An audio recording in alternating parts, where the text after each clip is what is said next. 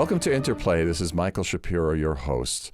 I have a conversation in music today with, I would say, a Shapiro by a different mother and father. But we're both from New York, and we both have this kind of New York sense of humor. And my dear old friend, Alex Shapiro, thank you for being on Interplay. I am happy to, make the Shapiros grow and grow and grow in society here. We have Shapiro squared. Oh my God, we have Shapiro This squared. is a good thing. With a Shapiri today. The Shapiri. Well, for those of you who want to learn more about Alex Shapiro, I will tell you that she's a unique composer and figure and force in American music. I mean, she's known as a genre blind acoustic and electro-acoustic composer. She publishes her music by Activist Music, which is a relevant name. And the interesting thing is, when I first met you, you were getting performances. But you weren't getting performances like you get performances now, which is, years later, over a decade later. Alex's music is literally played when there are schools and concerts to be had every day. Pre-pandemic, it was every day or multiple times a day. It's really astounding. And I often said to you when we first met each other that a lot of your wind band music is music for use, in a good sense. The thing that Paul Hindemith was trying to do, don't you think, getting music that could be performed in a lot of different places?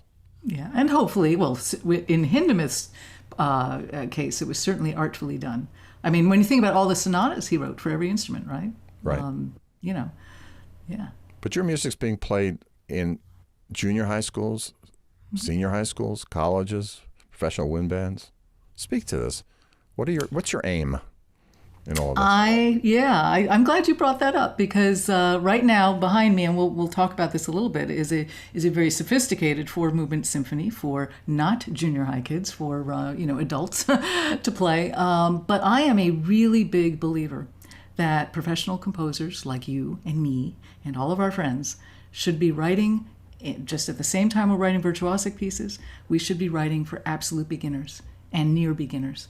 We should be giving them wonderful material that will inspire them to keep playing their instruments, and furthermore will give them an affinity to music playing and music making, that regardless that most of them are not going to become professional musicians when they get out of school, they will always care about music.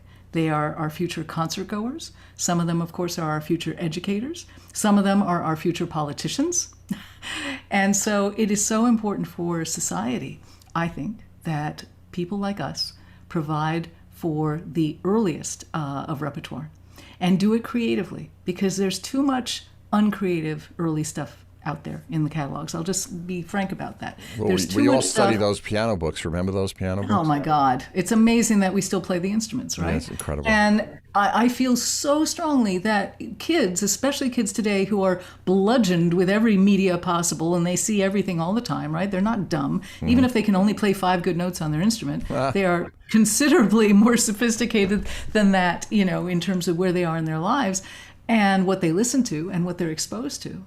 So I think it is just absolutely incumbent on us to give them material that is sophisticated within the realm of what they can play. And, I have often said the New York Phil has done pieces, I am quite sure, that only have 5 notes in them, minimalist pieces or whatever. I will never believe it when a composer says, oh, writing for young people or beginner music is so hard because all the things they can't do. I don't buy it. Because my attitude is, look at all the things that they can do and all the different things that we can do to reach them if we just get outside of the box, and think. Now, I have a secret weapon, which is all this stuff behind me, the fact that most of my pieces are electroacoustic. Let's talk about that, because I find it interesting. In Paper Cut, which is one of your most played pieces, published by Hal Leonard at this point. No, published by me. Well, actually, published by. Excuse me. No, I made a mistake. It's neither. It's published by American Composer Forum, BandQuest, and distributed by Hal Leonard. All right, I got it straight. Which is also my distributor for my activist music. I know. I'm sorry. I messed up there too. Mea culpa. But let's just talk about one thing. I do notice that the tracks, the electronic tracks in your pieces can surround sometimes playing that's rather easy for beginner bands to do. But they have a complicated electric acoustic track going. Right. And the combination creates like an amazing effect, which I think is pretty unique to your writing, don't you think? Yeah, I think that's, well, certainly when I'm writing for younger players, here's the balance between the track and the instruments. Here are the two situations: right. Mature players and non-mature players. With the non-mature players who are just starting out and figuring out, which end of the instrument to blow through, they've just gotten that far. Right. With them, the track is something that's going to make them sound better and hopefully guide their intonation, for one thing, because of course they're still developing their embouchures and their strength and all that. Right. It will guide their sense of rhythm. I can put syncopations and other more sophisticated things in the track that I know that they can't quite read yet, while they can still play somewhat straight ahead with a little bit of syncopation, but they're learning the syncopation by hearing it. And the whole thing comes together as one. Mm-hmm. They get this cinematic, in the case of something like Paper Cut or whatever, some of these pieces, or pop song like Off the Edge is one that sounds kind of like a pop tune. Mm-hmm. They get these big, cinematic kind of scope to what they're playing with. And I think it makes them a little bit excited about being part of this. Plus, some of the pieces really lend themselves to multimedia and to visuals like Paper Cut, and that gives a whole nother avenue of expression to these kids. Because one of the buzzwords these days is about giving kids agency, which kind of cracks me up. Because really, in our day, you're there to learn. You're there to just listen and take it all in. Yeah, but now, shut up, exactly. And I'm going to put you in detention if you talk. Now things are very different. All these many years later, and now I think we are in a different era where certainly being interactive and engaging students, finding ways to make them know that, you're still the boss, but their voice has worth. Their voice is worthy. I want to talk about process because I find this interesting. For those of us who don't use electronic sidebars or front bars or whatever you would call it, what's your process? Because I know you have a very detailed background in studying, melody, writing, harmony, counterpoint, and like all of us. Mm-hmm.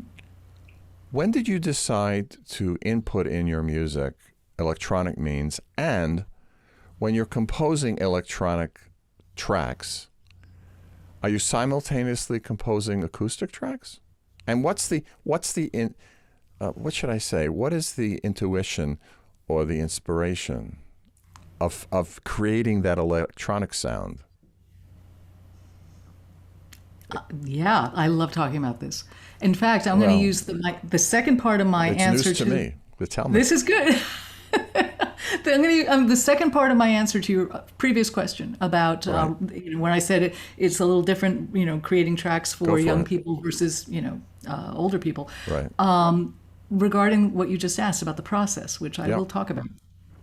When you're writing for older, more mature bands, at that point, the track truly is an additional and equal section in the live ensemble. So you have woodwinds and brass and strings and everybody's got their own timbre and distinct texture, right? Correct. And what I create here with the digital audio has its own very distinct texture that is not emulating any of the other sections, any other instrument. It is not there to step on the toes of any of the beauty of the actual live players or instruments. It's there to be yet an additional section. It's like magic, like all these new instruments. Anything that I hear in my head, I can create, which is a great tribute to the technology and where it's come from since I started doing, electronic music in 1977 when I was 15.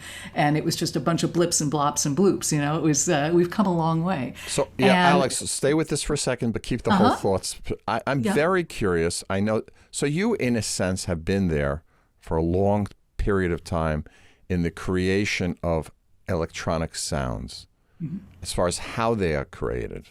Right. I mean, I remember studying at Columbia in the early 70s. I'm a little older than you, with her, I forget the name. The guy's name was Howell, I think his name was, who was one of the early leaders in this. And of course, they had the, Usachevsky and Luning had their Columbia, Princeton lab there and the whole thing. But, they had this massive machines making these blip sounds. Exactly. And, if you weren't writing that kind of stuff, it didn't appeal to us because we wanted to deal with acoustic sounds. Right. But you've lived through the whole thing. Yep. So what do you use now? You hear it now in your head. What technology are you using to create what you're hearing in your head? Like I would hear in my head whatever I hear, and then it's written that way for an orchestra. For live instruments. Yeah. And it's the same as writing for violas and bassoons. It's just a different vehicle for the sound. Well, we both use Sibelius to put down the notes, but what do you use for your tracks? Well, this is a program behind me called Digital Performer, which is very much for those of you who are familiar with DAWs, digital audio workstations. Yeah. It's a lot like Logic. Pro Tools kind of is all these.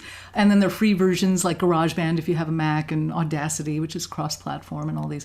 But this is kind of the Ferrari of them. And as you can see behind me, there's a lot of visual real estate in putting together these big pieces. And one of these they all pivot, but this one is vertical right now because when you're working, as with any score, you want to see all of your lines and everything having to do with the music at one time. Okay. Because I am writing the sounds most of the time. I'm writing the accompaniment track and the live instruments at the same time, very much like sculpting. I love this analogy. If you were to sculpt a bust and you got your blob of clay and you work out the neck and you got the blob, and then maybe you put out a little nose, and then you go down to the jaw, but then you go back to the nose, and then up to the forehead and back to the nose, right? It's not just let's get the nose perfect and then move on to the jaw. Why? Right. Because everything has to be in relation to everything else. So music and orchestration. And I think in that sense, it's very much like orchestrating any acoustic piece, any acoustic orchestral work. I do it the same way, that you're sculpting it. You hear the horn is going to come in here. The bassoons are going to do this. The piccolo might do this little bit of color, and then there's a Glock. And it's no different, here, except I'm also adding another color, which is, from the digital audio. And that's going to pick up the slack when I'm looking for a gesture, a timbre, a texture, something that I can't get out of the instruments, or a registration, subsonic or extremely high. The dogs will come running. When cats. I'm looking for something, or the cats, when I'm looking for something that to create, to fill up a certain part. But it's also a dance. It's not like the track has to go all the time any more than musicians go all the time, right? Silence is part of music. And where it's really different doing these for more sophisticated pieces like this one is that the track really does have its own voice and then calms down a lot sometimes and lets the musicians just do their thing, and it's more of a conversation. As opposed to with younger players, the track is great for being a guide. So it's not that it doubles them, but it bolsters them a lot while they're playing because they're 12 years old or 15 years old, and it's helpful. But Alex, it's a different approach to it. But all in all, I guess what excites me so much about this and the way I do it is so it's a seamless blend so that the audiences most of the time can't tell what are live sounds and what are digital sounds. And I do that very intentionally. And if the volume is set, the track is played at the same volume as the ensemble, orchestra or band or whatever. Once that is there, it's mixed. I mix it to be and design it to be able to work in venues. I mean, I think the trick for us doing this is that you never know what venue the stuff's being played in. Is it an auditorium or is it a gymnasium? You're dealing with a lot of variables in terms of the sound, but ultimately it's all designed so that the sound triangulates from the stage out to the audience. You've got the two speakers on the lip of the stage, usually, not surround, unfortunately. And then you've got your feathered out, naturally stereo image of a large ensemble, 100 people on stage, whatever you have. And then it all goes out to the audience and they get the full effect of it. Okay, now, when you're writing, for example, this piece, are you writing in full score or short score? What do you do? Full score. I never write short score. I always work in the full. I want to see all the colors in front of me right away. Right away. And what I do when I start is actually the first thing I'll do before I start writing, because I know the known quantity of the instruments. Let's say if it's a symphonic wind band or something, I know what I got there. But then what I'll do is I spend a couple of weeks just before I even start with that, programming the digital audio sounds that I want to use, including, using samples that I often make from my phone, using samples and working with those and figuring out a sound palette, because every one of my pieces, I always challenge myself to never do the same thing twice. So everyone has a different sound set. And because to me, it's more interesting artistically to keep challenging myself to grow, And so I spend a long time programming an initial set of sounds that I'm going to start off with that I think are going to set the mood for whatever I'm trying to communicate. Then what happens is as the music starts to reveal itself, about a third of the way through the piece, I realize, I'm not going to use a third of these sounds, away they go. And as the music reveals itself, I have to program new sounds to do what I need them to do musically. And additionally, one more thing I'll say about the process, because I just think it's so cool. And this is why I'm always excited about telling everybody, you too can be a composer. If you've got a phone and a laptop, the software is free. It doesn't cost a gazillions of dollars like it did in the 80s when I set up my first studio. And, things have changed so much. It's within reach of everybody. But what I do, when I mentioned taking samples, in my pieces, not every one of them, but a lot of them, I work with trains, I work with whales, I work with ping pong balls, I work with rocks, paper, metal bowls, you name it. A ferry, the Washington State Ferry is in this piece. The amazing sound of the engine. It's got a great syncopation. You name it, to me, everything is musical. What I'll do is I'll take a sound, let's say a train sound. I've got a piece called Trains of Thought for band, where I started with those great clusters from the train horn going by, and as well as the crossing bell, which I believe was on a C. And I will pull the pitches from these sounds to use as the source material for the entire piece. And I think that's why it can sound organic as opposed to just random train sound and band or and orchestra. It's instead, like with the whale, I've got a piece that some people know called Beneath, which is the third movement of my first symphony for winds, called Immersion. And the whole movement is written around a humpback whale song, a soloist. I know. Immersion is my favorite piece of yours. I've told you this in the past. Yeah, it's one of my favorites too, and this one is going to be my next favorite, I think. But what I did with the whale, I wrote the whole piece around the whale. I didn't even have to pitch correct the whale. It was whale tempered. So. Oof. I had to pay it scale though to get it into the studio. Jeez Louise. In any event. Immersion Symphony No. 1, basically. Yeah. And what's the name of your newest? This one is called Suspended, and it is 4 movements. Immersion is 3 movements. This one's a little bit more.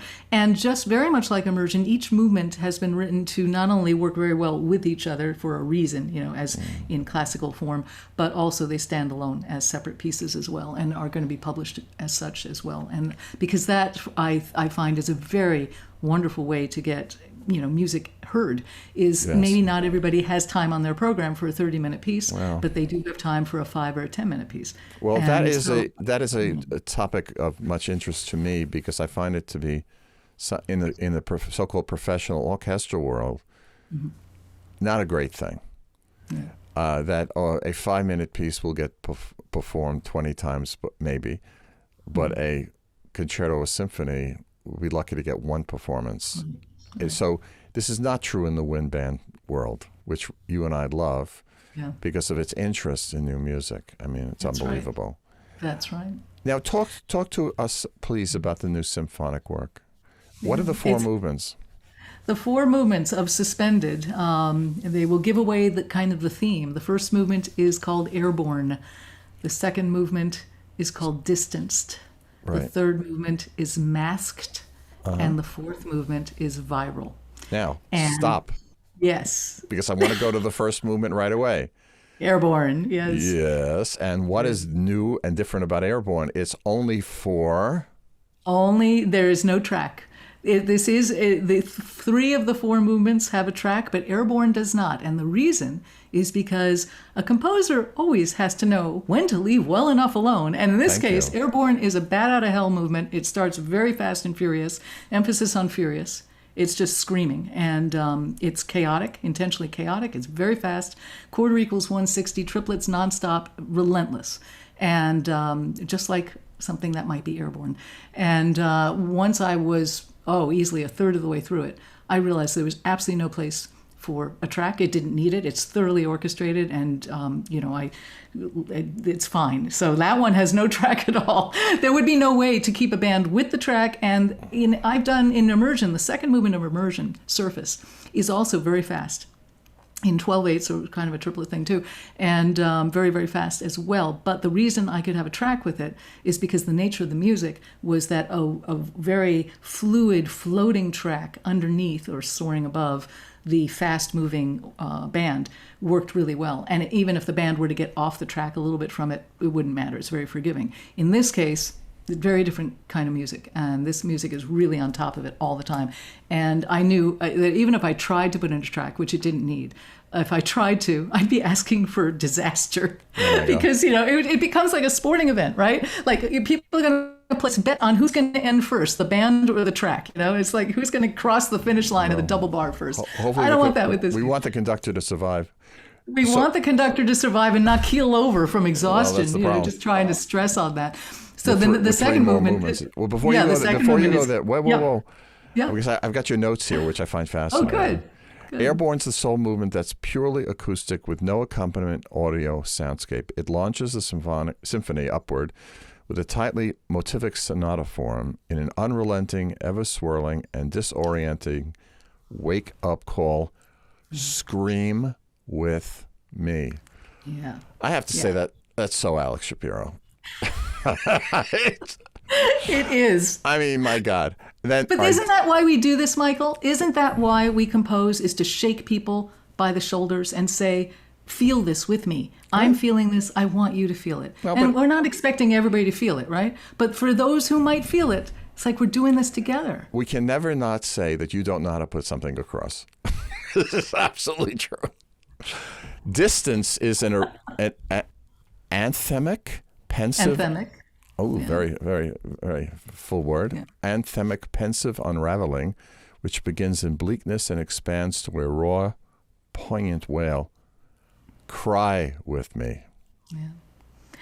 Now, I looked at this movement. Yeah. You just sent this to me today, so I haven't had the chance to hear everything. But I looked at this movement, which has these very thick, almost leaden chords, which kind of pull the sound down into a darkness. Yes. So. And there, well, I look forward to you hearing this because the demo isn't half bad, but it'll be performed hopefully. It's better with acoustic July. Instruments. But it's better with acoustic, which I'll have hopefully COVID willing in July. But the distance, what I did, it's these block chords, and as you say, they're very heavy, they're very thick, they're very dense in color and texture. Not very rich at all, at least in the MIDI that I heard. But Alex, you put a lot of change of meter, 7/4, all kinds of stuff. Because it's floating all the time. And there's these big spaces. There's a lot of distance between these big chords. And the only way I'm using the track in this case is the track creates this sort of otherworldly ring out of each chord. So the chord goes, they hold it for a measure and a half or whatever at a fairly slow tempo, I forget the marking. And then there's this kind of ghostly ring out that continues for a few more seconds before the next chord. The laissez-vibrer? Yeah, it's the ultimate laissez-vibrer for the entire orchestra or band. This piece, by the way, is going to be orchestrated as well. I think it will do very well for orchestra as well as band. Finally, I told you to do that with immersion. No, I did that with Beneath. Beneath is for orchestra too. I know, but immersion, I've told you you've got to do. Yeah. Viral ends the work with an energetic, grooved bass rondo. Dance with me. Dance with me, and don't forget Masked. I skipped Masked. Third movement, Masked, is composed to the exact form of a traditional classical minuet and trio waltz. I've got to see you dance to this. Yeah. Though the music conjuring a whimsical, if somewhat demented masked ball, oh balls, in this case bears little connection to that of the 18th century. Laugh with me. Well, that sounds like you. Yeah. So you're screaming, you're crying, you're laughing, and you're dancing. Yeah. I took the classical symphony, a la Papa Haydn, to heart in terms of the form of classical symphonies is fabulous. Right. There's a reason that there are so many of them. I mean, he alone, 106? He never tired of it. I think he wrote 106 of them. Whatever. It's good to be but paid. whatever. Who's counting? He had an orchestra right there. He could do it every week. Yeah, really. But I've always loved form. I've always, no matter what kind of music I'm writing, I love a tight motivic development. I love, expounding on things. I like the way form works. And I think that no matter what kind of music we're writing, form is the glue that holds it together. And I decided, okay, so we'll go for the sonata form, of course, with the first movement. Second movement is not so much form-based, but that lyrical, slow, movement that offers that, especially in contrast to the Bat Out of Hell opening. Then also, speaking of contrast, if I kept going with the music of the first two movements is deeply bleak. I mean, really angry and bleak. It's very difficult emotionally. It is. And it means a great deal to me. I think it's some of my best writing. And I am actually happiest when I'm writing very depressive, melancholy music. That's where I live and breathe, actually. But I realized after I finished the second movement, if I don't lift up a little bit, people are going to want to leave and slit their wrists after this. This is not good. The point of a symphony is to take your audience on a journey, on a trip. Yep. And so I realized I have to rise up. So the perfect thing, and the classicists knew this, the European classicists, that a minuet and trio, a stately dance. It's a 3/4. It's about quarter equals 84 or something. It's not too fast. And it's a piece within a piece, because you got the ternary form and then then the trio in the middle of it. It's so much fun. Plus, it's almost like painting by numbers, folks, because once you know that you're going to write a minuet and trio, you also know, okay, once I've come up with my A theme, it's going to come back here. Once I've come up with my B, my C, in other words, it's building blocks. Where everything's going to go. Well, also, of course, this morphed itself into the scherzo, which is a big joke. Right, exactly. And in this one definitely is a scherzo joke as well. It's a slow scherzo. It's a joke, not a fast scherzo.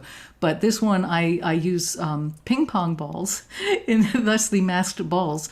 I use them in a way that don't sound like ping pong balls at all. Wow. I take one of the coolest effects, and percussionists may know this, is to take an inverted cymbal, maybe a China cymbal that has a really good bass, the handle, so it'll balance well. Put it on top of a timpani. Maybe depress the pedal back and forth while you drop a ping pong ball into the cymbal, and it goes round and round, and it's hugely resonant. The other thing that I use in my whole trio section is truly demented. I feature my mallet players, and I have, what do I have? I've got Glock and a xylophone and vibes, all playing ping pong ball on one note at a time together. So they're creating these chords and this whole melody line with a second Glock playing a ding ding kind of melody line along. It is, and not only is it cool sounding, as you can imagine, and I add to this in the track, but I ask that they're put where the audience can see them, as opposed to buried in the back. Interesting.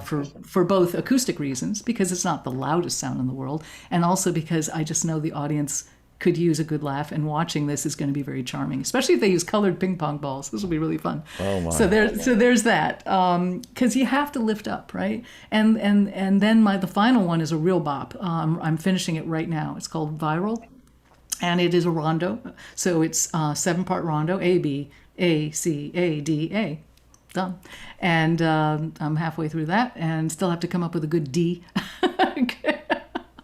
And they all have to contrast, but then it ends big and really fun. And I pull up, I pull up the mood. In your program notes, you write, my politics are the same as yours.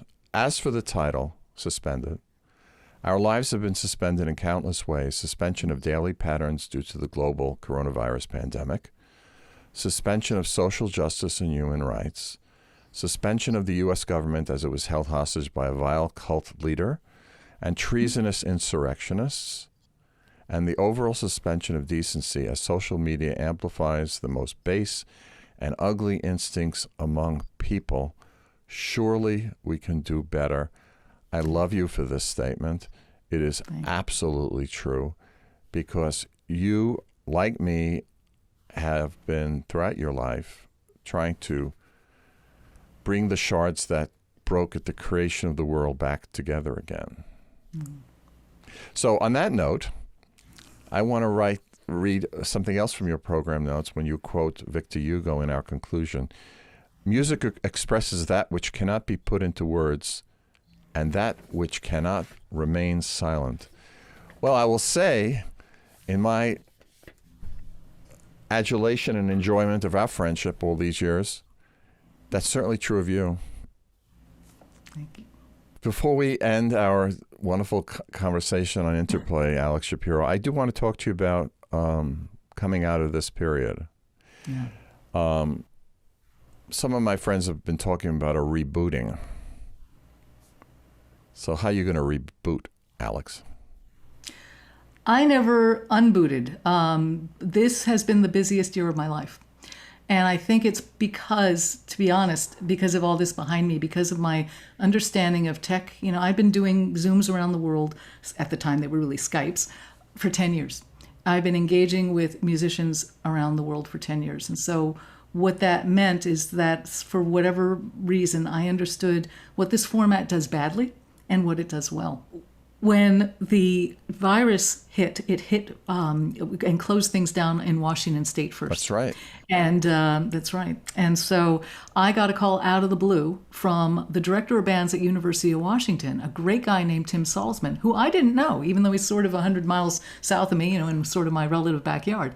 Oh. And he contacted me, he called me up, and he said, it's mid-March. I have all these orchestra and band students, and they have to make it through the end of the semester, through mid-June or something. I don't know what to do with them. Mm-hmm. I know that somehow I want to keep them connected to each other. Right. I want to keep them playing their instruments. And somehow, he said, I think composing might be in there somewhere. Tim knew of my reputation with tech and with, you know, Skyping and Zooming and all of that. So he knew I would be a go-to person for this. Mm-hmm. Mm-hmm. And I thought about it that night, and I came up with a syllabus, multiple pages of lesson plans and ideas for here's what we can do. Because as much as I also know what Zoom does not do well, I know what it does do well. And I decided let's play to the strengths of what we've got. Because we're never going to have synchronous audio, right? So forget about that. They're not going to be playing together. Give it up. And it was painful to watch people try to play together at first, not realizing, you know, these limitations. I came up with a syllabus that splits these large ensembles into small groups of about 6 people each. And they are all tasked with coming up with writing a 15-second motif and playing it and recording it on their instrument at home, uploading that file, and then downloading all the files of the other 5 people, let's say, in their team, their sound team as it's called. I give them a drone, an A-flat undulating drone, or it's offered in any key, but let's say they've got this A-flat drone that's kind of interesting to listen to. It doesn't have any thirds, so it's not giving away major or minor or anything. It's just floating. And they are tasked with opening up Audacity or any kind of, you know, multi-track program, free program, laying in that drone and also all the 15-second snippets from motifs from their teammates and creating pieces of music with it. This ended up working phenomenally because what can you do with it? You're chopping up these motives, you're repeating them, you're putting them against each other, you're using the plugins to pitch shift them or put them through effects. And the stuff that all these students were doing was phenomenal. Not only did we do it at University of Washington, UW as it's called, but I've now overseen it with about 30 schools around the country. And the creativity from these musicians who never thought they were composers is incredible. And Tim's group takes the cake because what they did was they actually, after this was over, they made their digital recordings into live performances, videoed them, worked with the theater and dance departments, and came up with 6 incredible videos that are linked to the E-Ensemble page on my website, as a matter of fact, and you can see it on YouTube. It's the amount of creativity has been stunning. So I think the moral of the story is everybody is creative, everybody can compose, and by the way, don't let technology be a limitation. Look at what it does well and use that aspect of it, because collaborating online back and forth, or even in programs like BandLab or Soundtrap, where they can be working online within the same programs, it's phenomenal what we can do. By the next pandemic, we'll have synchronous, audio, and everybody will have a great internet connection thanks to, the satellites. But right now we don't have it, so So that was Unbelievable. a bright spot in why, when you asked me about rebooting, I never unbooted. I never took my boots off because I did that. I wrote a chapter in a book on diversity called, The Horizon Leans Forward, which is a whole nother discussion. Another And I discussion. produced a CD of my solo piano music that I played know. beautifully by Adam Marks. So Well, I what like a it. year. And wrote 8 pieces. So it's been a crazy year. like I'm it. looking forward to a nap. I need a nap. Alex Shapiro, thank you for joining me on Interplay, Conversations in Music. Thank you, my friend Michael, my brother from another mother And father. and father. Yeah. Be well out there in San Juan Island in Washington State. Glad you're getting vaccinated. And whoever's watching this, get vaccinated. There it is. She loves to show her view. I want to end by Sense of saying place. I want to end by saying one thing that Alex told me years ago. If you like where you're going on vacation, why not live there? Yeah. And she certainly has done that with her view in San Juan Island. Alex, I just go back to yourself for a second. There you are. Other than Gustav Mahler's Summers when he was by the lake in that little, Heuschel that he had, I don't know of any other composer in the history of the world who's had better views than you. So thank you for joining me on Interplay Conversation in Music, Alex Shapiro. Thank you, my friend Michael. This was great. This was delightful. This is Michael Shapiro for Interplay. Thank you for joining us.